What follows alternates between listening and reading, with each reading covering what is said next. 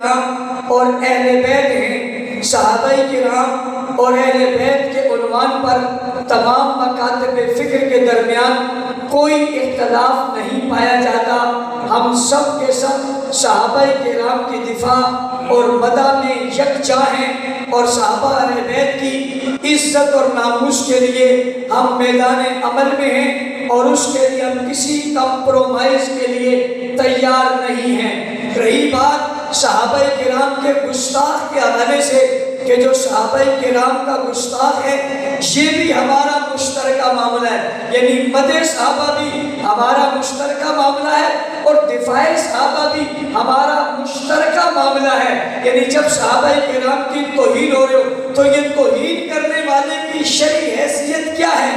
تمام مکاتب فکر، وہ دیوبندی ہوں، وہ بریلوی ہوں، وہ اہل حدیث ہوں، ان کے اکابر کے فتاوی جات الحمدللہ کتابوں کے اندر موجود ہیں، جس کی وضاحت کی ضرورت نہیں ہے، چونکہ یہاں علماء کرام موجود ہیں، وہ ساری اس بات کو سمجھتے ہیں۔ تو مدح صحابہ اور دفاع صحابہ اور دشمنان صحابہ کے حوالے سے ہم ایک پیچ پر ہیں، ہمارا کوئی اختلاف نہیں ہے اور یہ ہمارا مشترکہ مسئلہ ہے۔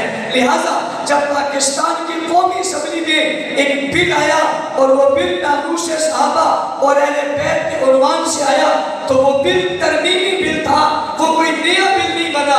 میں یہ بات اس لیے کرنا چاہتا ہوں کہ بہت سارے لوگوں کو اس بات کا علم نہیں ہے کہ اس بل کی حقیقت ہے۔ لوگ سمجھتے ہیں شاید کوئی نیا قانون بننے کے لیے آ گیا اور کوئی نیا قانون ترتیب دیا جا رہا ہے۔ کوئی نیا قانون ترتیب نہیں دیا جا رہا، بلکہ اس قانون میں ترمیم کی جا رہی ہے۔ کون سے قانون میں؟ جو قانون پہلے سے موجود ہے اور جس پر تمام کے تمام سیاسی مذہبی جماعتیں متفق ہیں، یہاں تک کہ اس پر ہندو، عیسائی، سکھ، نصرانی وہ بھی سارے متفق ہیں کہ وہ بل ٹھیک تھا اور وہ سزا بھی ٹھیک ہے۔ وہ سزا کیا تھی؟ وہ سزا یہ تھی کہ کوئی بھی آدمی صحابہ کرام کی گستاخی کرے، اہل بیت کی گستاخی کرے، اس کی سزا 3 سال ہے۔ اس کا مطلب ہوا سزا کا مسئلہ واضح ہو گیا۔ اب توہین کی تعریف کیا ہے یہ پوچھنے کی ضرورت نہیں ہے، یہ ہم تب پوچھتے ہیں جب یہ قانون پہلی بار بنتا، قانون پہلے کا موجود ہے، اس میں ترمیم کی گئی ہے۔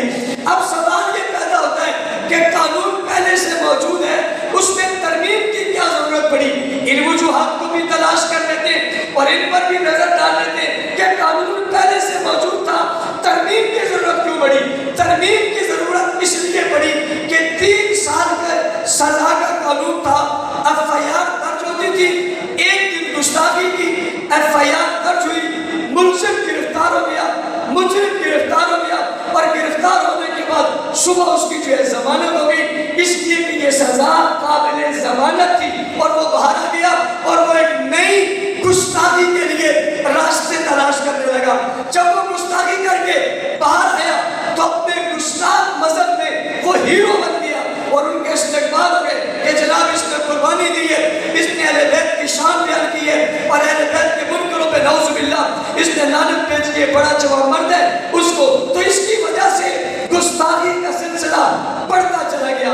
مولانا اشرف طاہر صاحب نے بتایا 18,000 سے زائد ایف آئی آر آپ کے جو ہے وہ پنجاب میں ہیں، آپ کے آگے چلے تو اسلام آباد میں ہیں، خیبر پختونخوا میں ہیں، بلوچستان میں ہیں، سندھ میں ہیں، کراچی میں ہیں، ایف آئی آر درج ہو رہی ہے، لیکن گستاخیاں نہیں رک رہی، اور گستاخیاں نہیں رک رہی تو امن قائم نہیں ہو رہا، امن قائم نہیں ہو رہا تو ہمیں سکون اور راحت نہیں مل رہی، ملک ترقی نہیں کر رہا۔ ایک مسئلہ بنا ہوا ہے، جب کوئی مسئلہ بن جائے تو اس مسئلے کے لیے کمیٹیاں بنتی ہیں، اس مسئلے کے لیے کوششیں ہوتی ہیں، کاوشیں ہوتی ہیں، اس مسئلے کو حل کیا جائے۔ تو حل تلاش کیا گیا کہ سزا کم ہونے کی وجہ سے ملزم چھوٹ جاتا ہے اور پھر گستاخی کرتا ہے، لہذا ترمیم کی جائے، قانون میں نہیں ترمیم کی جائے۔ ترمیم اس لیے کہ گستاخیاں نہیں رک رہی۔ گستاخیاں کیا ہے؟